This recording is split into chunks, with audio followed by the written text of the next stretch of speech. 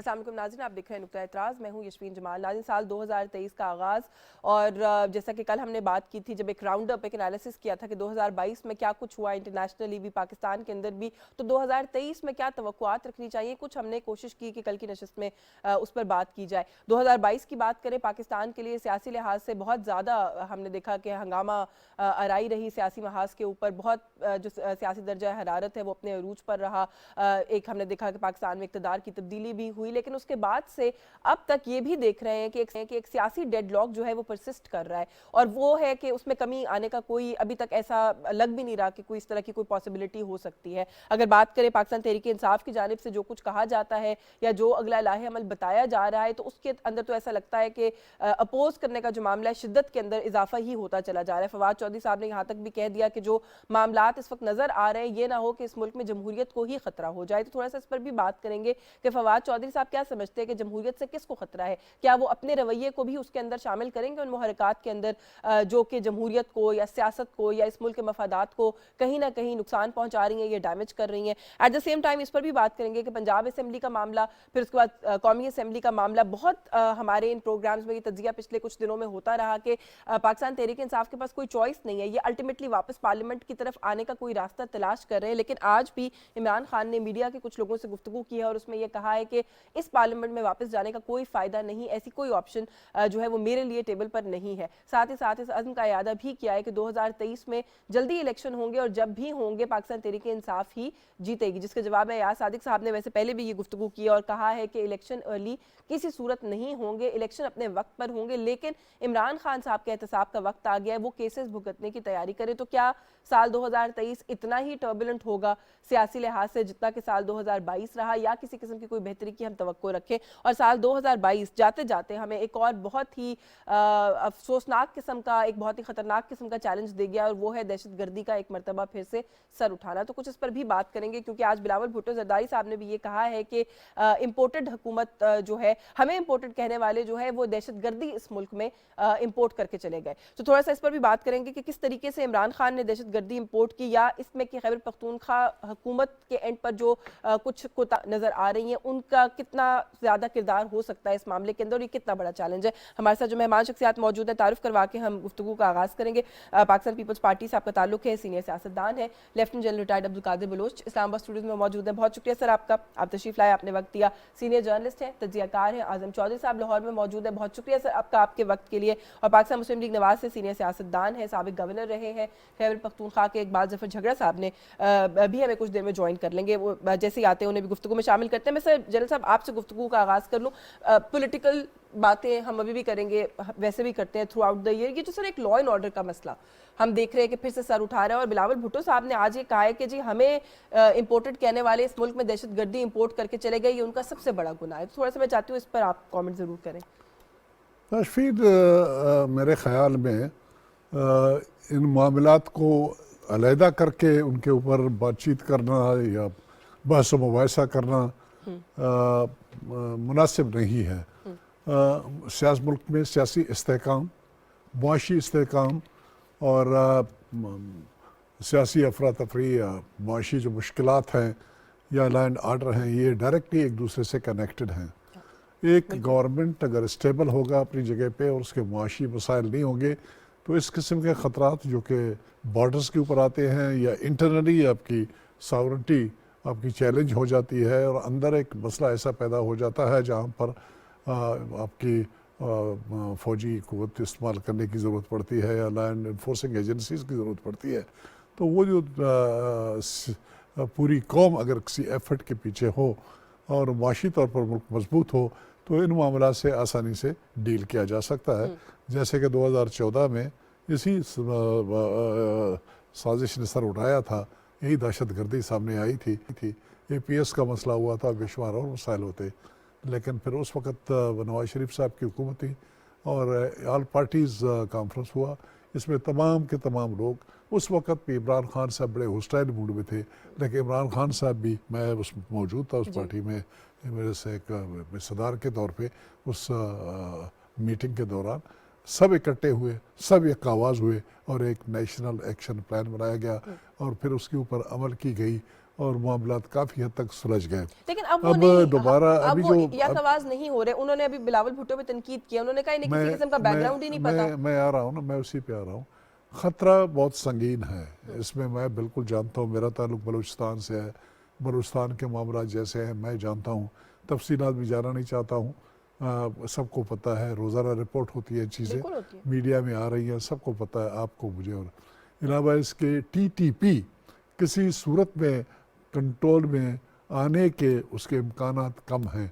उसकी वजह यह है कि जहाँ पर वो बेस्ड हैं वो गवर्नमेंट गो के हम उससे अच्छे ताल्लुकात क्लेम करते हैं अफ़गानिस्तान से, और अच्छे ताल्लुकात की मज़ीद उसको बेहतर करना चाहते हैं, लेकिन वो किसी सूरत में उनके खिलाफ कार्रवाई करने के लिए तैयार नहीं है, कोई कदम उठाने को तैयार नहीं है। वो सिर्फ एक जस्टिफिकेशन के तौर पे ये बात कहते हैं कि जब कोई एक्शन आपके मुल्क में होता है तो हमारे मुल्क से वो हमारी सरजमीन इस्तेमाल नहीं होती है, हाँ। आपके अपने मुल्क में कार्रवाई होती है। वो उन्होंने वहाँ पर दोहा में एक कमिटमेंट की थी जिस वक्त ये तालिबान वाली कार्रवाई के ऊपर बहस मुबाहिसा हो रहा था कि हम अपनी सरजमीन इस्तेमाल करने नहीं देंगे।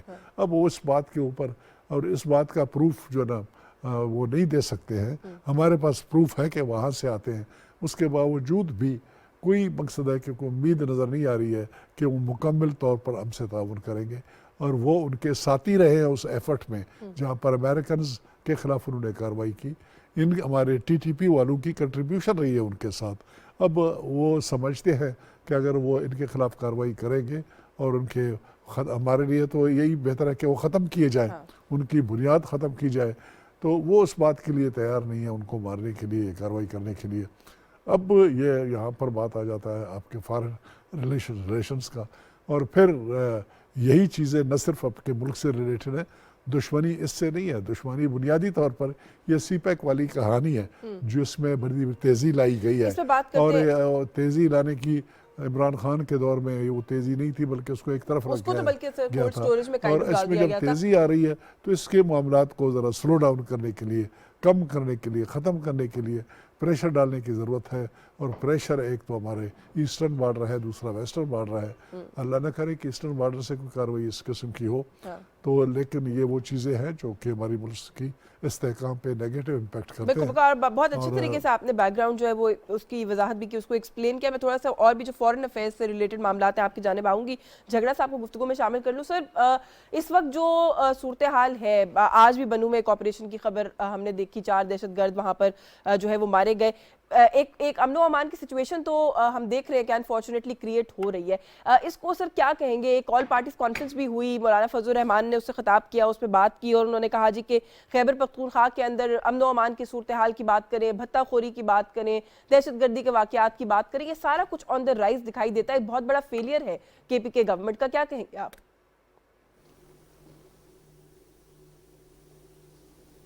झगड़ा साहब, आपको मेरी आवाज आ रही है सर?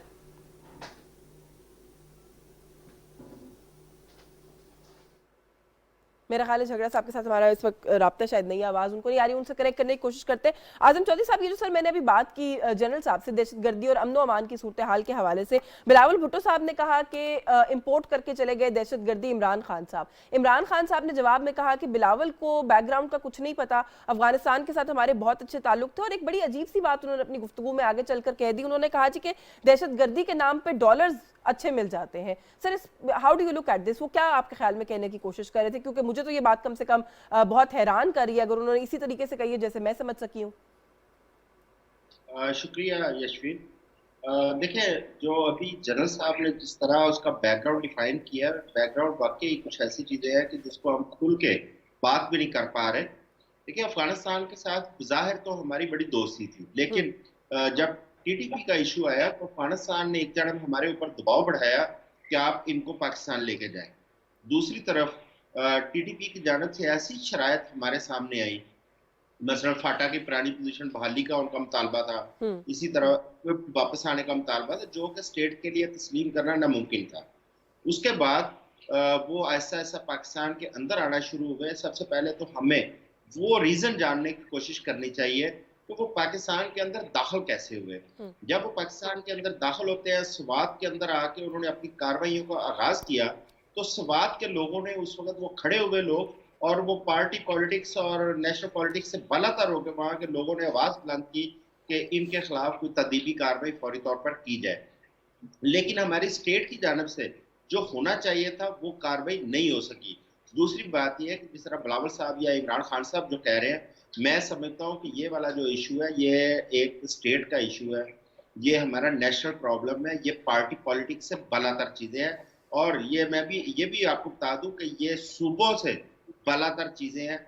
जो टेररिज्म से निपटने के जो इंतजाम किए जाते हैं उसमें सूबों की कोऑर्डिनेशन साथ होती है, लेकिन ये नेशनल एक्शन प्लान के तहत ये चीजें चलती हैं। उसके अंदर बहुत सारी ऐसी चीजें होती हैं जिसमें गवर्नमेंट से बालातर होकर हमारी सिक्योरिटी एजेंसीज को कुछ फैसले करने पड़ते हैं जो शायद सियासी तौर पे हुकूमतों के लिए वो काबिल कुल नहीं भी होते, लेकिन जाहिर है मुल्क की सालमियत और कौम के तहफ़्फ़ुज़ के लिए वो फैसले जो है वो मजबूरी बन जाते हैं। आप देखें इस वक्त पाकिस्तान के अंदर हम इस वक्त मुआशी तौर पर बड़े बहरान का शिकार हैं, लेकिन इस सूरत हाल में टेररिज्म का खड़े होना, मैं समझता हूँ कि ये इसमें बैनुल अक़वामी जो कुव्वतें हैं वो भरपूर फायदा उठा रही हैं।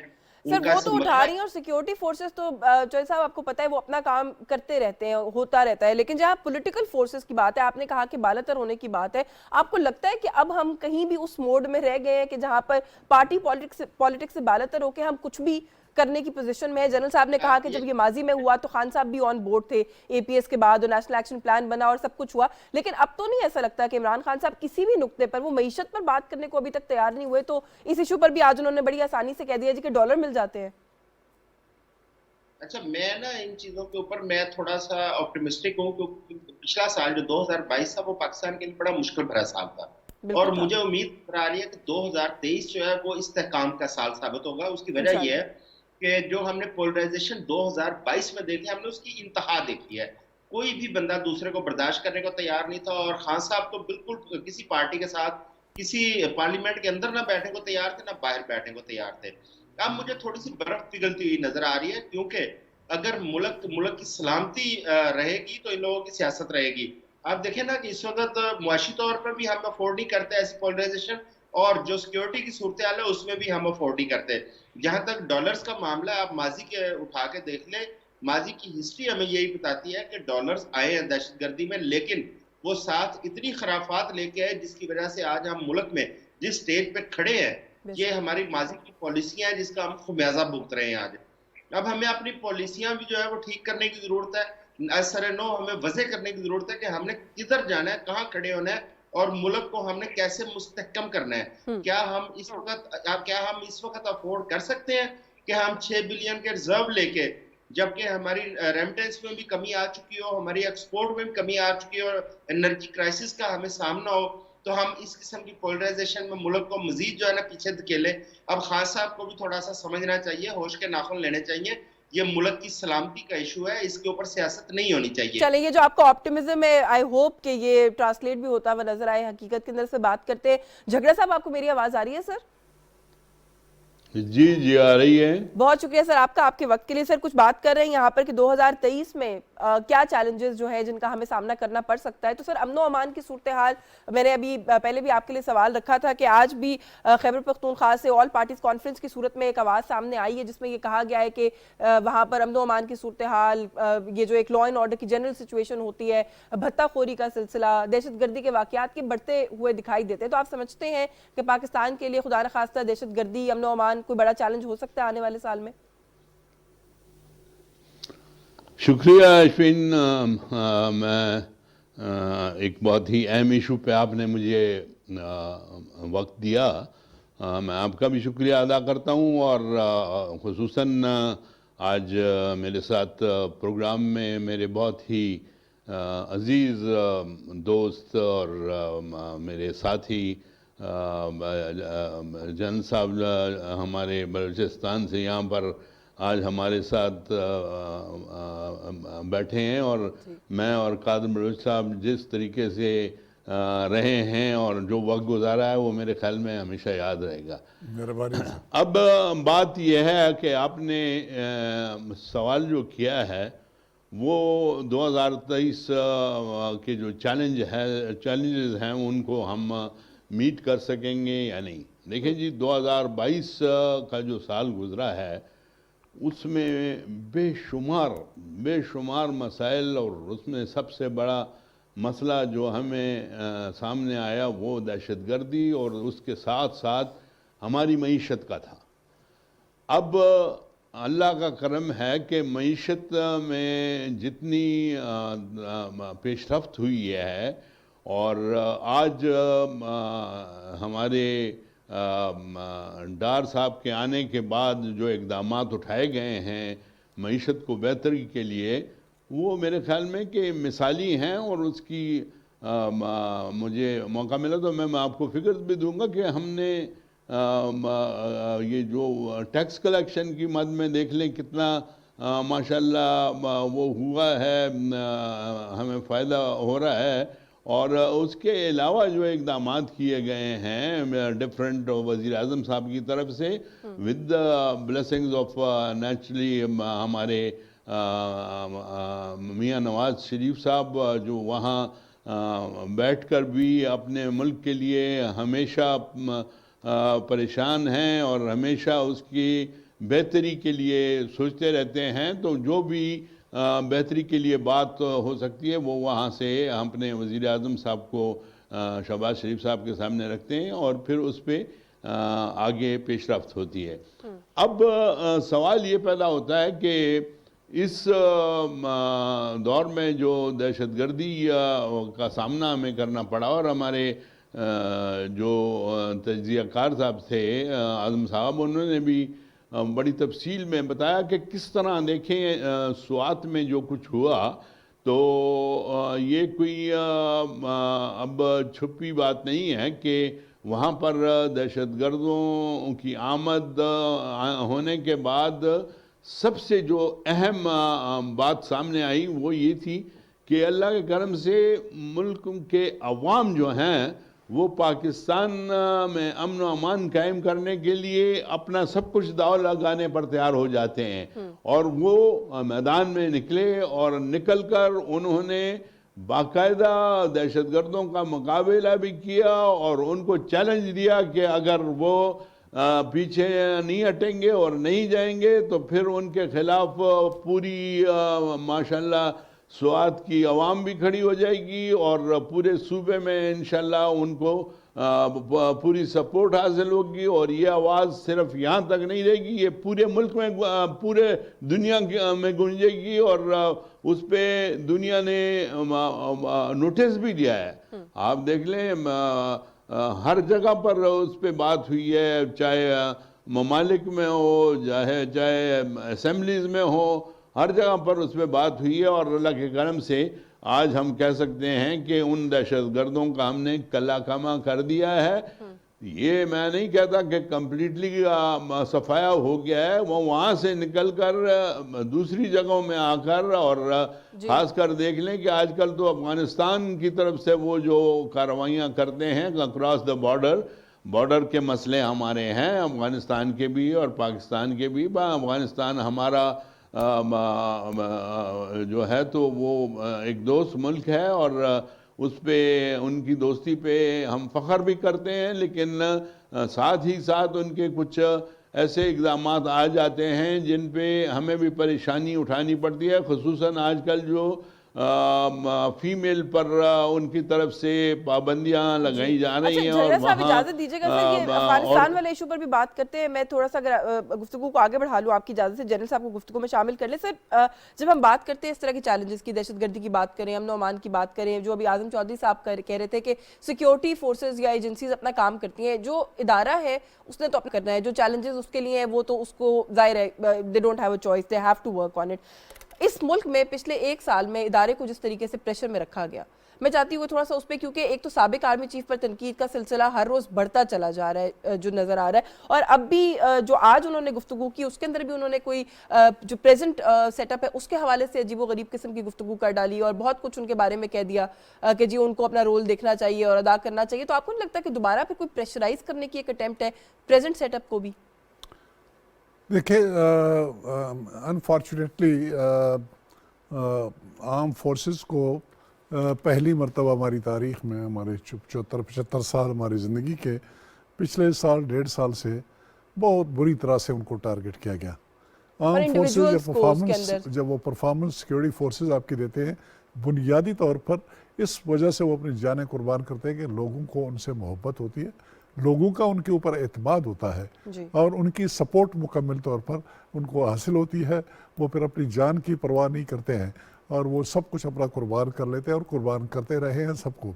अगर वो कौम की तरफ से क्रिटिसिज्म हो, हर तरफ से उनको कंडम किया जाए, बुरा कहा जाए, मुल्की मसाइल की तमाम जिम्मेदारी उनके सर पे डाली जाए, हर वो गंद, हर वो ख़राबी मुल्क के अंदर हो रही है, उस सब के लिए ज़िम्मेदार उस इंस्टीट्यूशन को करार दिया जाए जिसका मुल्की हुकूमत के चलाने के मामलात में कोई डायरेक्ट इन्वॉल्वमेंट नहीं होता है। अगर किसी आदमी ने या किसी पार्टी ने उनको इन्वॉल्व किया, वो भूले नहीं कि वो किस तरीके से आए और किस तरीके से उनको इन्वॉल्व किया गया वगैरह। उनकी सिर्फ वाहिद गलती ये थी कि समझा जाता था कि वो बहुत करीब है मत से, और फिर एक स्टेज आया जहाँ पर उन्होंने ये तासुर देने की कोशिश की कि हम अपने प्रोफेशनल ड्यूटीज़ पे हम कंसंट्रेट कर रहे हैं, मुल्की मामलात सियासत चलाना आपकी ज़िम्मेदारी है। अब इस मामले को अगर इस तरीके से चलाने की कोशिश करें, लेकिन अनफॉर्चुनेटली इतना ज़्यादा उनको इन्वॉल्व किया गया, इतनी ज़्यादा क्रिटिसिज्म आ रही है कि उनके समझ में भी नहीं आ रही कि क्या रोल इख्तियार करें। क्या रोल इख्तियार करें। अच्छा, ये सवाल में से मैं आपको इंटरप्ट करूं, ये सवाल मैंने एक वजह से पूछा आपसे कि अब जो गुफ्तगू की है ना इमरान खान साहब ने आज, उसमें उन्होंने कुछ पीपल्स पार्टी की तरफ इशारा किया है कि इस्टेब्लिशमेंट का टिल्ट जो है वो पीपल्स पार्टी की तरफ हो गया। वो कहते हैं जी बाप से लोगों को पीपल्स पार्टी में शामिल कराया जा रहा है, एमक्यूएम को मुत्तहिद करवाया जा रहा है, उसके पीछे भी यही हिकमत अमली है कि आपको मजबूत करना है। तो ये सारा कुछ मैं अर्ज ये कर रहा हूँ कि बाजवा साहब जाते हुए एक बात कहेगा कि 74 साल या 73 साल या 70 साल में इस्टेब्लिशमेंट की इन्वॉल्वमेंट रही है मुल्की मामलात में। साथ ही उन्होंने ये कहा कि इसके बाद कोई इन्वॉल्वमेंट पॉलिसी के तौर पर डिसीजन उन्होंने ले लिया, कोई इन्वॉल्वमेंट नहीं होगी। और उन्होंने जो कहा, मैं एक सोल्जर हूँ, बुनियादी तौर पर फ़ौज से मेरा ताल्लुक़ है, रिटायर्ड सर्विंग के दरमियान में कोई फ़र्क नहीं होता है, मुझे तो अब तक ट्रस्ट करना चाहिए उस बात के ऊपर जो उन्होंने कहा। तो अब इस बात को मैं तो ये नहीं कहूँगा कि टिल्ट है नहीं है, क्या नहीं है।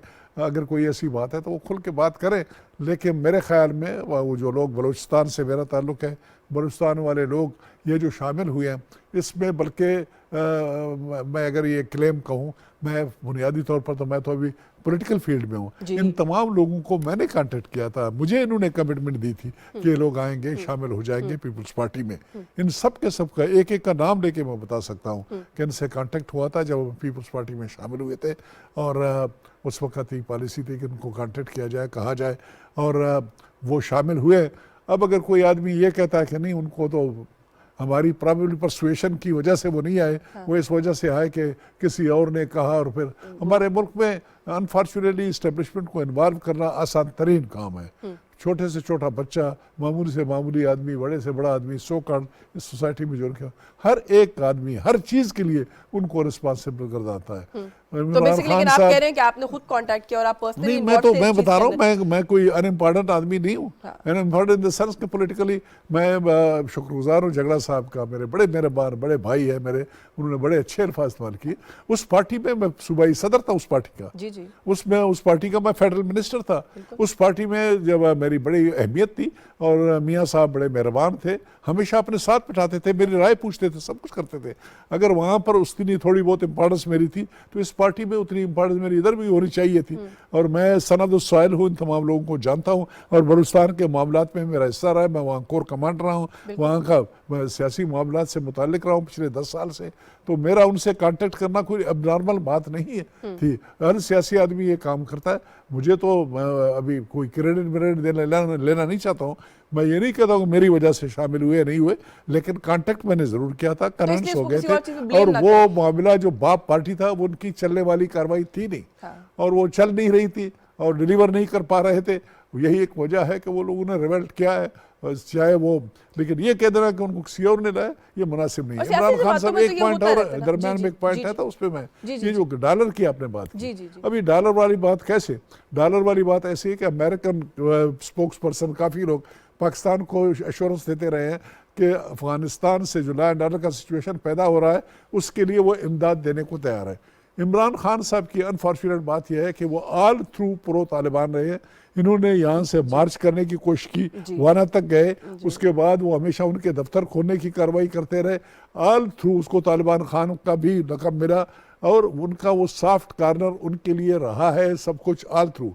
लेकिन मेहरबानी अगर वो करें, ये मुल्क उसका भी इतना ही है, बल्कि वो तो कहता है कि मेरा मुल्क, मेरे लोग, मैं फलान, वो अपना कहता है तो वो सामने आए और उनके लिए इतना सॉफ्ट कार्नर है उसका, डॉलरों को परे रख दे, अपना इन्फ्लुएंस इस्तेमाल कर ददे। मैं यकीन दिलाता हूँ इस मुल्क में अगर लैंड ऑर्डर को ठीक करने के लिए और ये अंदरूनी खतरात को ख़त्म करने के लिए, बॉर्डर्स पे अगर सिक्योरिटी सिचुएशन को ठीक करने के लिए इमरान खान के पास अगर कोई दवाई है तो ये पूरा मुल्क बशमूल नवाज शरीफ, बशमूल शहबाज शरीफ, सारे उसको फॉलो करेंगे। आए सामने और संभाले, उठाए ये बीड़ा और डिलीवर कर ले, कोई सोल्यूशन तो दे। अच्छा आजम चौधरी साहब, सर इसी इशू पर थोड़ा सा चाहती हूँ आप भी कमेंट करें। ये एस्टैब्लिशमेंट को जो घसीटने की एक मुसलसल हम कोशिश देख रहे हैं, पहले तनकीद की जाती है पुरानी जो लीडरशिप है उसके ऊपर, नई लीडरशिप को बार बार इमरान खान साहब ने कहा कि आप सामने आए, जल्दी इलेक्शन कराएं, शफाफ इलेक्शन कराएं, अदलिया को आवाजें दे देकर कहा। और अब जो है वो नया काम ये है कि वो ये कह रहे हैं जी कि एस्टैब्लिशमेंट इन्वॉल्व है, हमारे अरकान को अप्रोच किया जा रहा है पंजाब में कि वोट ऑफ कॉन्फिडेंस के अंदर हिस्सा ना डालें। जो कराची और सिंध वाला मामला है वो तो मैंने भी आपके सामने रख दिया कि वो कह रहे जी पीपल्स पार्टी को सपोर्ट करने की कोशिश की जा रही है। तो ये क्यों, जब एक इदारा कह रहे जी कि हम सियासत का हिस्सा नहीं बनना चाहते, क्यों वापस ड्रैग किया जा रहा है बार बार? मैं इस बात से बिल्कुल एग्री हूँ कि देखें, हमें अब एतमाद करना चाहिए। अगर एक अदारे ने कहा है कि वो सियासत के अंदर मुदाखलत नहीं करेंगे या कोई किस किस्म की उनकी इन्वॉल्वमेंट नहीं होगी, हमें इस पर एतमाद भी करना चाहिए और हमें उम्मीद भी रखनी चाहिए कि अगर एक अदारे की जानिब से ऐलान किया जा रहा है तो उसके ऊपर अमल भी किया जाएगा। लेकिन माजी के अंदर हमने हमेशा देखा कि ये इन्वॉल्वमेंट रही जिसकी वजह से अदारों के ऊपर उंगलियां उठती हैं। अब अगर एक अदारे ने ये वाज़ेह तौर पर कह दिया है तो मेरा ख्याल है अब चीज़ें बेहतरी की तरफ जाना शुरू हो जाएंगी और खान साहब को इस पर अब थोड़ा सा सब्र करना चाहिए। अगर तो अदारे की जानिब से उसके ऊपर अमल दरामद किया जाता है तो फिर मैं समझता हूँ कि खान साहब का इस पर बात करना या अदारे को मलाइन करना ये बिलाजवाज है। और दूसरी बात यह है कि अदारों के हवाले से, चाहे वो हमारी पाक फौज हो, चाहे जुडिशरी हो, चाहे इलेक्शन कमीशन हो, अदारों को मलाइन नहीं करना चाहिए, अफराद की गलतियां पूरे अदारे पर नहीं डालनी चाहिए। लेकिन आजम चौधरी साहब, आप समझते हैं इस वक्त जो मुल्क में एक सियासी माहौल है, इदारा भी कहीं ना कहीं, क्योंकि जाहिर है पार्ट ऑफ द सिस्टम है, उनकी जिम्मेदारियां भी हैं, स्टेक्स भी हैं इस सिस्टम के अंदर, वो कहीं ना कहीं कोई प्रेशर महसूस कर रहा है इस वक्त? क्योंकि आर्मी चीफ ने आज ये स्टेटमेंट दी है कि मईशत के जो मामलात हैं और ये जो सारी सूरत हाल है इसके ऊपर कंसेंसस की बहुत ज्यादा जरूरत है मुल्क, और मुल्क एक नाजुक दौर से गुजर रहा है। इसमें कोई दूसरी राय नहीं। देखे ना कि अदारों की मजबूती, उसके पीछे जब कौम खड़ी होती है तो अदारे मजबूत होते हैं। लेकिन जो हमारे मौजूदा आर्मी चीफ है, मुझे इतना उनके बारे में जो मैंने देखा और पढ़ा और सुना है तो वो कोई किसी प्रेशर में आने वाले नहीं है। और इस किस्म की बातों से मेरा नहीं ख्याल कि उन पर खुदा न खासा अदारे के ऊपर कोई ऐसे असरात मुरतब होंगे। और दूसरी बात यह है कि देखें, जब हम टेररिज्म की बात करते हैं तो जनरल साहब ठीक कह रहे हैं कि इमरान खान साहब भी इसी मुल्क के शहरी हैं। अगर ये मुल्क है तो खान साहब की शहरियत भी है और खान साहब की सियासत भी है। लिहाजा मुल्क के इस्तेकाम के लिए खान साहब को अपनी तमाम पॉलिसियों को रिव्यू करना पड़ेगा। इस तरह आप काम नहीं चलेगा, क्योंकि आप इस वक्त जो मईशत की सूरत हाल है, अगर आप उसको थोड़ा सा भी गौर करें, कोई भी जी शऊर आदमी इस वक्त ऐसी एहतजाजी पॉलिटिक्स या इस सूरत हाल के अंदर, आप कभी आज़ादी मार्च की बात करते हैं, कभी आप महंगाई मार्च की बात करते हैं।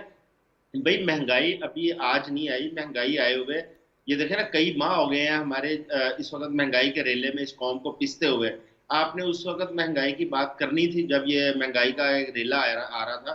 आप आज बात कर रहे हैं, क्या आज हम अफोर्ड कर रहे हैं कि हम इस किस्म के मार्च करके हमारे जो पहले थोड़ी बहुत इकोनॉमी चल रही है, हमारी जो थोड़ी बहुत इंडस्ट्री और मार्केटें चल रही है, हम उनको भी बंद कर दें? ये मुमकिन नहीं है। आपकी जब एहतजाजी सियासत शुरू होती है तो देखिए इकोनॉमी को ब्रेक लगता है। इस वक्त हम ब्रेक के मुतहम्मिल नहीं हो सकते। हमें इस वक्त कोई जरूरत यह है कि जो बैरूनी सरमायाकार है वो पाकिस्तान की तरफ राग़ब हो, पाकिस्तान में सरमायाकारी करे, हमारा रेमिटेंस बढ़े ताकि हमारे रिजर्व बेहतर हो सके, ताकि हम थोड़ा सा मुल्क को चला सके।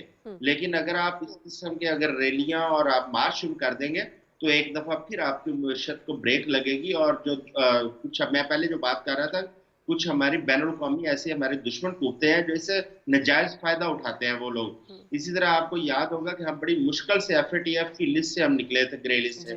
अगर अब फिर ये टेररिज्म की आड़ में हमें दोबारा उधर धकेल दिया गया तो उसका कौन जिम्मेदार होगा? लिहाजा इस वक्त जिम्मेदारी की जरूरत है, जज्बात में आके सियासत करने की जरूरत नहीं है।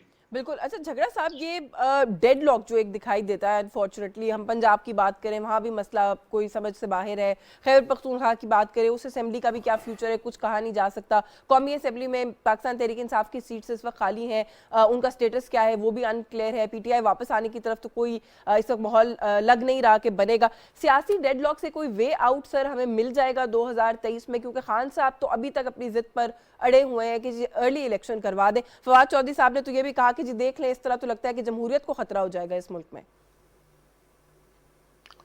देखिए जी, 2023 में हमें तो बड़ी उम्मीद है 2023 से कि इंशाल्लाह ये हालात जिस तरह 2022 गुजरा है वो बहुत चैलेंजिंग साल गुजरा है, लेकिन 2023 में हमें पूरी उम्मीद है कि हम इस सूरत हाल से बाहर निकलेंगे। लेकिन बड़े अफसोस की बात यह है कि बावजूद इसके कि ये हम आज से नहीं कह रहे, बल्कि देख लें कि ये जो वज़ीर आज़म साहब हैं हमारे शहबाज साहब, किस वक्त से ये कह रहे हैं कि भाई जो कौमी इश्यूज़ हैं इस पे बैठकर बात करेंगे तो तभी कोई नतीजा निकलेगा।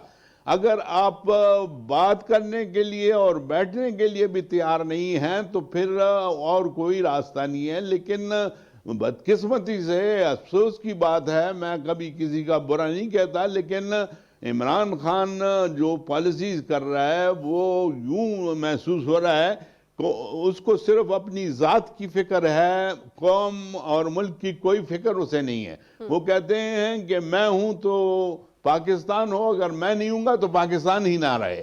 तो ये अप्रोच जो है, ये जो फीलिंग है, ये अब सब लोगों को मुल्क में होने लगी है कि इमरान खान इस मुल्क के लिए अब खतरा बन चुके हैं। और जो कुछ उनके खिलाफ केसेस बने हैं वो भी आपके सामने हैं, कोई छुपे छुपाए नहीं है। लेकिन उसके बावजूद हुकूमत उनको एक मौका दे रही है कि देखें वो ये जो मुकदमात हैं इनको सामने लाकर उनके साथ कोई भी कार्रवाई हो सकती है, गिरफ्तारी भी हो सकती है, सजा भी हो सकती है, लेकिन उनको एक मौका दिया जा रहा है कि वो अपनी पॉलिसियों पे दोबारा गौर करें। और इतना मुझे महसूस हो रहा है कि अब जो कुछ उनके सामने आया है तो उनको भी कुछ एहसास होने लगा है कि अगर मैं नहीं बैठूंगा तो मेरा फिर मकाम जो है वो सलाखों के पीछे होगा, उससे बाहर नहीं हो सकता। तो let us hope for the best. और मैं कहता हूं कि इमरान खान को अब होश के नाखन लेने चाहिए, बैठ जाना चाहिए, ये जिद छोड़ दे कि हमने जी पाकिस्तान मुस्लिम लीग नून से बात नहीं करनी और हमने पीडीएम से बात नहीं करनी। देखें जी, पीडीएम माशाल्लाह एक ऐसा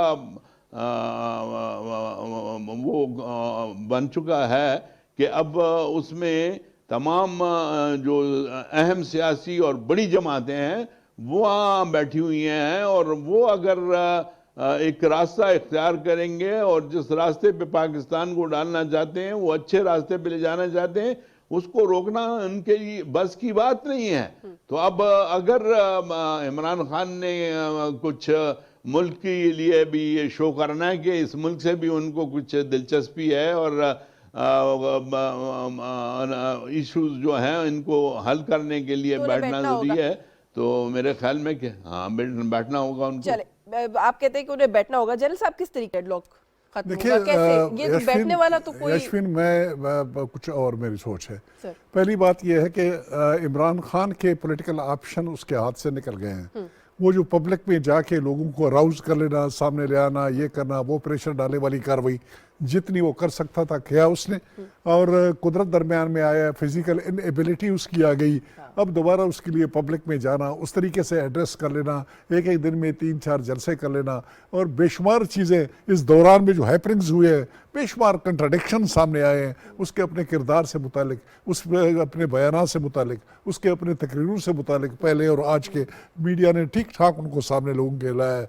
तो मैं नहीं समझता हूँ कि अभी दोबारा पाकिस्तानी पब्लिक में जाके कि वो ऐसा कोई सिचुएशन क्रिएट कर सकता है जहाँ पर उस गवर्नमेंट को प्रेशराइज कर ले और उनसे वो मकासद अपना हासिल कर ले जो उसके जहन में है कि कुछ भी ना हो, मुझे कुर्सी पे बिठाया जाए, ऐसा तरीका इख्तियार किया जाए। और एक बात तो ये, दूसरी बात जो सबसे इम्पॉर्टेंट है वो ये है कि उसको इस वक्त एक फिक्र है इलेक्शन के नतीजे के तौर पर। वो समझता है कि वो जल्दी अगर इलेक्शन होंगे तो वो वापस पावर में आएगा, मामला ठीक ठाक चलना शुरू हो जाएगा। दूसरी तरफ से उसको डर ये है कि अगर इलेक्शन नहीं हुए तो वो डर ये रहा है कि वो जो उसके मुकदमात हैं, केसेस है जिसमें उसकी डिस्क्वालिफिकेशन के 100% चांसेस है, जहां पर बेटे से तनख्वाह न लेने वाला आदमी सारी जिंदगी के लिए डिस्क्वालीफाई हो जाता है, एक आदमी जो तोशाखाने वाली कहानी को छुपाता है, एक आदमी अपने पार्टी के अकाउंट्स के मामलात को छुपाता है, डिक्लेयर नहीं करता है, सब कुछ करता है, ये वो मामलात है बड़े clear shut and open and shut cases. ये जब अदालतों में चले जाएंगे तो he knows the consequences of that, और साथ ही उसके लीगल लोग, तो ये उसको डर है कि अगर ये मामला इलेक्शन की तरफ चला नहीं गया, ये टर्मोइल ख़त्म नहीं हुआ, ये गैर यकीनी सूरत हाल, ये जो उसने हिजान पैदा की है, ये हिजान अगर सेटल हो गया तो लोगों का कानून का हाथ उस तक पहुंचेगा तो फिर उससे शिकंजे से निकलना उसके लिए मुश्किल हो जाएगी। सारी सिचुएशन तो को इस अगर वक्त आप पर रीड करते हैं, वो ये कहते हैं कि मेरी इस वक्त इतनी मकबूलियत है और इतनी बड़ी वेव है पॉपुलैरिटी की कि आप लोग यानी पीडीएम और यूनिटी पार्टीज जो और हैं गवर्नमेंट के अंदर, पीपल्स पार्टी के समेत, वो लोग घबराते हैं उस मकबूलियत से जिसकी वजह से इलेक्शन से भाग रहे हैं। देखिए वो ऑल थ्रू इस किस्म की बातचीत करता रहा है, लेकिन हकीकत ऐसा नहीं है। जिस बात के ऊपर वो फख्र कर रहा है ना कि वो था बाई इलेक्शंस नेशनल असेंबली के, बाई इलेक्शन में पीपल्स पार्टी ने 2 उसकी जीती हुई सीटें, उनकी जीती हुई सीटें 2, पीपल्स पार्टी ने दोनों कॉन्टेस्ट किए, दोनों उन्होंने जीत लिया।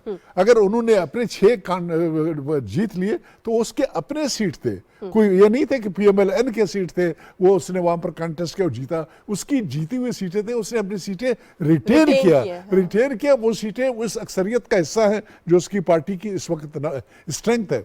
अभी इसके बाद क्या होना है, ये मामला मेरे ख्याल में उस तरह से नहीं होंगे जैसे कि उसकी ख्वाहिशात है। ये जो कंट्राडिक्शंस है, ये जो ऑडियोज और वीडियोज और ये कहानियां आ रहे हैं, और वो लोगों को ये भी प्रीच कर रहा है कि इनकी परवाह मत करो, ये हमारे मुल्क का हिस्सा, आइंदा जब उनकी हुकूमत आएगी इस किस्म के मामलात को कोई सीरियस लेगा नहीं, इस किस्म के मामलात होते रहेंगे।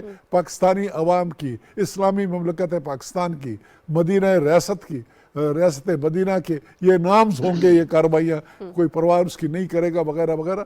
मैं नहीं समझता हूँ कि ये चीज़ें इस तरह से जाएंगी, बल्कि इनका पाकिस्तानी पब्लिक नोटिस देगा और इसका असर पड़ेगा उसकी पॉपुलैरिटी में, उसके वोट बैंक में। और मैं आपको बता रहा हूँ कि मामलात ऐसे नहीं है जैसे वो सोच रहा है। और इन बातों को सवाए उसके पार्टी को लोग काफ़ी, ये जो फवाद चौधरी है बड़ा ज़ीरक आदमी है, ये भी अभी दाएं बाएं बयानात इस किस्म की दे रहा है, बाकियों के बयानात में कोई दाएं बाएं झोल आ रहा है, कोई ये कर रहा है कि जमहूरियत लपटने वाली है और ये होने वाली है।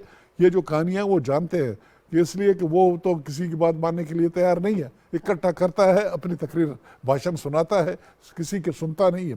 इसके बेशुमार लोग हैं जो रिजाइन नहीं करना चाहते, बेशुमार लोग हैं जो एक्चुअली जो आईनी तरीका है उसको इख्तियार करना चाहते हैं। बेस्ट उसके लिए यह है कि वो आए, अक्रॉस द टेबल बैठ जाए, इलेक्शन लॉज को ठीक करे, इलेक्शन की तरफ जो ना या इलेक्शन कमीशन के ऊपर उसको इतराज़ है उसको ठीक करने की कोशिश कर दे, आइंदा केयर टेकर गवर्नमेंट आए उसमें अपना हिस्सा डाले। बेशुमार चीज़ें हैं जहाँ पर उनकी इनपुट की ज़रूरत है, अभी वो टोटली आउट है। तो अभी अगर जो भी काम करेगा ये हुकूमत अपनी मर्जी से करेगा, और इसके ऊपर वो कह रहा है कि मैं ना इलेक्शन लॉज को मानता हूँ ना मैं इलेक्शन कमीशन को मानता हूँ। फिर इलेक्शन कौन कराएगा? वो तो मानता नहीं है उसको। जो नतीजा आएगा वो भी नहीं मानेंगे। वो कह चुके हैं कि तो मैं नहीं मानूंगा। मैं तो ये चाहूंगा, मैं अर्ज करूंगा उनसे, उसके पार्टी के लोगों से, वो खुल के कहें कि जी ये जो अगला इलेक्शन है वो क्या इस इलेक्शन कमीशन से वो इलेक्शन कराने के लिए तैयार है, ये कमिट करे, नंबर 1। नंबर 2, क्या वो इस बात पे तैयार है कि मौजूदा इलेक्शन लॉज है उसके मुताबिक, उस लॉज के मुताबिक इलेक्शन करवाने के लिए तैयार है? क्या ये भी बता दें कि क्या जो केयर टेकर गवर्नमेंट बनेगी, वो जो आइन में तरीका दिया हुआ है, प्राइम मिनिस्टर और लीडर दी अपोजिशन जो कोई भी उनकी मर्जी से बनाएगा, उस केयर टेकर गवर्नमेंट के नीचे इलेक्शन कराने के लिए तैयार है?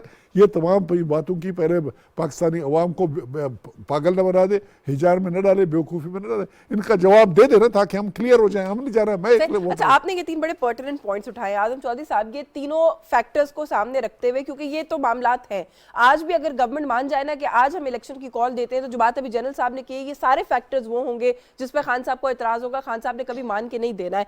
लेकिन फिर भी ये बार बार महंगाई मार्च करेंगे, 3 हफ्ते की एजिटेशन की मजीद कॉल दे दी, उसके बाद लाहे अमल, ऐसा लगता है कि वो एक अनसर्टेनिटी का जो एक टेम्परेचर है ना, उसको बढ़ा के रखना चाहते हैं। उसके पीछे सर क्या फैक्टर्स है? क्या वो ये दबाव महसूस कर रहे हैं कि उनके ऊपर खुद के कुछ केसेस होने वाले हैं? यार सादिक साहब ने भी जिस तरीके से कहा है जी कि आप तैयार हो जाएं, सीरीज ऑफ केसेस है जो आपको फेस करना पड़ेंगे, भुगतना पड़ेंगे, तो क्या डिस्ट्रैक्शन के तौर पे इन चीजों को इस्तेमाल कर रहे हैं खान साहब? अच्छा यशवीन, एक तो खान साहब ने सियासतदान होकर गैर सियासी जो फैसला किया था, वो पार्लियामेंट से बाहर आने का उनका फैसला था। क्योंकि जब वो पार्लियामेंट से बाहर आए, उसके बाद उन्हें अंदाजा हुआ कि पार्लियामेंट की इंपॉर्टेंस क्या है। जब वहां पे कवानीन में तरमीम हुई और पार्लियामेंट की अहमियत का उनको जब पता चला, अब मेरा ख्याल है एक तो वो पार्लियामेंट में वापस जाने के लिए मेरा ख्याल है दोबारा रीथिंक कर रहे हैं कि हम रेजिग्नेशन का ऑप्शन छोड़ के पार्लियामेंट में वापस जाए। ये मैंने खुद अज्यूम किया कुछ चीजों के अंदर, जिसमें खान साहब की अपनी गुफ्तगू भी है, जिसमें फवाद चौधरी साहब की गुफ्तगू भी है। और उन्होंने वैसे आज एक सवाल के ऊपर डायरेक्ट ही जवाब दिया कि हम क्या करेंगे इस तरह की ऐसी पार्लियामेंट में जाके, हम तो नहीं जा रहे। लेकिन वो अंदर खाने जो उनकी आपस में एक डिबेट चल रही है ना, वो यही है कि पीटीआई वापस जाने पे गौर कर रही है और मे बी वो वापस आ जाए। दूसरा ये है कि जो अभी जिन कंडीशंस की बात जनरल साहब कर रहे थे, देखिए इसमें कोई शक नहीं है कि खान साहब ने जल्दी इन चीजों को मानना नहीं है।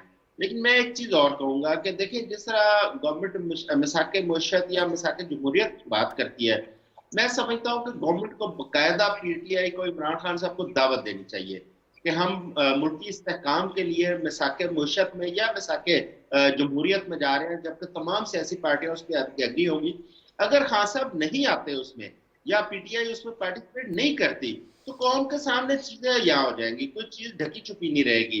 क्योंकि इस वक्त जरूरत है दोनों तरफ से थोड़ा सा नरमी इख्तियार करने की, सख्ती को छोड़ने की। जहां तक खान साहब के मुकदमात का मामला है, वो कानून का मामला है, अदालतों का मामला है, वो खान साहब जाने, कानून जाने, अदालतें जाने। लेकिन जो सियासी मामला है उसके अंदर देखें मुज़ाकरात के, गुफ्तगू के दरवाजे हमेशा खुले रखे जाते हैं। और खुसूसन पीपल्स पार्टी और पाकिस्तान मुस्लिम लीग, ये दोनों पाकिस्तान की वो बड़ी जमातें हैं जो मेच्योर हैं, जिनको लोग जो है ना, जिनके साथ खड़ी है, एक पूरी स्ट्रेंथ है उनके साथ। मेरा ख्याल है कि इन्हें बाकायदा एक दावत देनी चाहिए, अगर तो खान साहब उसमें शामिल हो गए। नहीं, लेकिन अच्छा चले, ये जो आप बात करें अच्छी बात, मैं झगड़ा साहब से पूछूंगी, जनरल साहब से पूछूंगी, लेकिन मिसाके मईशत के लिए बिलावल भुट्टो साहब भी उनको दावत दे चुके, फ्लोर ऑफ द हाउस पे खड़े होकर कह चुके, प्राइम मिनिस्टर शहबाज शरीफ भी उनको कह चुके, मुख्तलिफ प्लेटफॉर्म से प्राइम मिनिस्टर तो कह चुके। लेकिन उनकी तरफ से सर जवाब क्या आता है? नफी में आता है, वो कहते हैं चोर है, डाकू है, उनका वही एक गर्दान है। और सर वो तो इस हद तक चले गए, मैं ये बात बार बार करती हूँ कि अभी आपने कहा ना कि गैर जमहूरी हरकत की,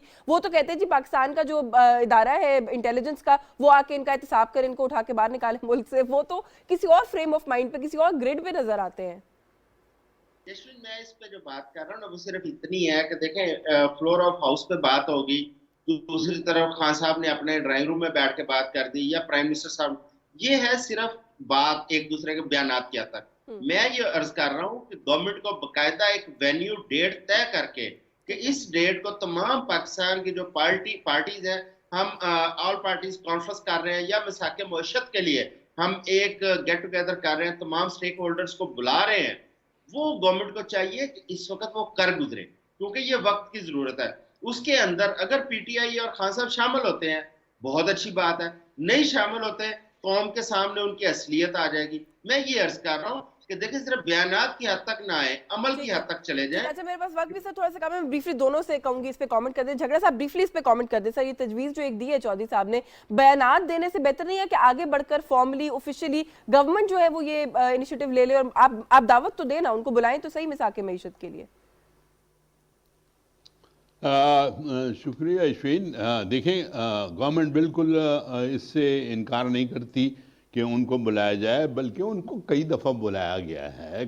आप मुझे वो मौका दिखाएं जिस पे ज़रूरत हुई है और उनको दावत नहीं दी गई, लेकिन बदकिस्मती से उनकी समझ से ये बाहर है बात, और वो यही वो लगाए रहते हैं कि जी ये चोर हैं और फलाना है और ढिमकाना है और मैं चोरों से बात नहीं करता, इनसे बात नहीं बनेगी जी। देखें, हम ये इनिशिएटिव इंशाल्लाह हुकूमत लेने के लिए बिल्कुल तैयार है। हम ये इनिशिएटिव लेंगे, हम उनको बाकायदा इसमें दावत देंगे और ये उनकी मजबूरी होगी और उनको आना पड़ेगा। अगर नहीं आएंगे तो फिर जो भी हालात बनेंगे उसके जिम्मेदार वो खुद होंगे। बिल्कुल ठीक है। वो जैसे देखिए, अभी चौधरी मैंने साहब पहले कह रहे भी हैं कि शायद आपको वो कहा खुद है। उससे एक्सपोज होंगे। जनरल साहब, your last word on this. मेरे ख्याल में ये ऑल पार्टीज कॉन्फ्रेंस जिसमें वेदर उनकी पार्टियों की रिप्रेजेंटेशन असेंबली में है कि नहीं, ये तमाम पॉलिटिकल पार्टीज के सरबराहान को बुला के एक कॉन्सेंसस इस पर डेवलप करने की रिक्वायरमेंट है। और इमरान खान को आना चाहिए, वो आएगा नहीं। वो तो उसने कह दिया कि इनके साथ टेबल पे बैठने से मैं मौत को प्रेफर करूंगा लेकिन बैठूंगा नहीं। शायद अपने पार्टी के कोई एक आध आदमी भेज दे तो अच्छी बात है। अगर कर ले वो जो कुछ है वो मेरे ख्याल में नहीं करेगा, लेकिन ये एक एफर्ट है जो रिक्वायर्ड एफर्ट है, जो कि गवर्नमेंट के फेवर में चला जाएगा और पब्लिक की सपोर्ट ज़्यादा उनको हासिल होगी। और इसका नेगेटिव अगर कोई एस्पेक्ट है तो इमरान खान के खाते में चला जाएगा। तो करना चाहिए बिल्कुल, क्योंकि सिचुएशन ऐसी है कि रिक्वायरमेंट है माशी लिहाज से, सिक्योरिटी सिचुएशन की लिहाज से, और ये अफरा तफरी गवर्नमेंट की जो बेयकीनी सूरत हाल। बिल्कुल ठीक है। वक्त खत्म कर से मजीद जरूर बात करती। बहुत शुक्रिया आपके से, आप तशरीफ लाए, आपने वक्त दिया। Lieutenant general retired Abdul Qadir Baloch हमारे साथ मौजूद थे। इकबाल ज़फ़र झगड़ा साहब से बहुत शुक्रिया आपका, आपके वक्त के लिए। आज़म चौधरी साहब, thank you so much for your time also. और आपने जो आखिर में तजवीज़ दी है उसके बारे में यही कहा जा रहा है यहाँ पे कि अच्छी मस्बत तजवीज़ है, इस पर गौर कर लेना चाहिए। नुक्ता एतराज़ से आज के लिए बस यही कुछ। अश्विन जमाल को इजाज़त दीजिए। अल्लाह हाफ़िज़।